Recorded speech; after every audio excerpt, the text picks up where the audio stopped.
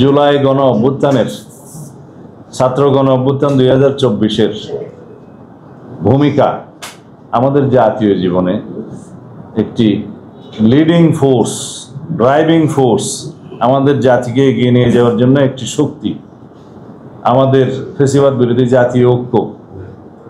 এর মধ্যে কোনো রকমের কোনো কলঙ্ক, দাগ স্থাপন হোক, সেটা আমরা কখনোই চাইতে পারি না।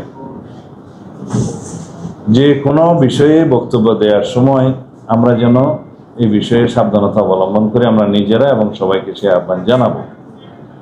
এই প্রেক্ষিতে বাংলাদেশ জামায়াত ইসলামের সম্মানিত আমির একটি স্ট্যাটাস দিয়েছে, আমি দেখলাম। তাতেও তিনি আহ্বান জানিয়েছেন যে জুলাই যোদ্ধাদের ফ্যাসিবাদের দূষণ নামে অবহিত করে বক্তব্য দেয়া উচিত নয়।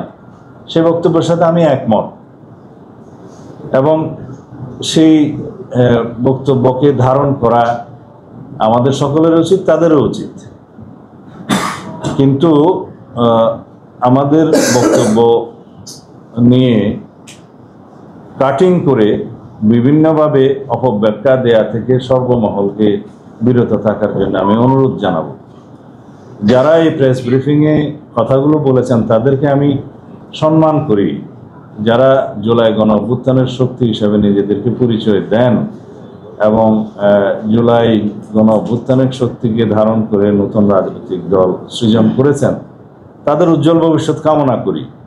কারণ জাতীয় জীবনে আমরা মনে করি এই নতুন প্রজন্মের নেতৃত্বকে আমাদেরকে এগিয়ে দিতে হবে এই জাতির প্রয়োজনে।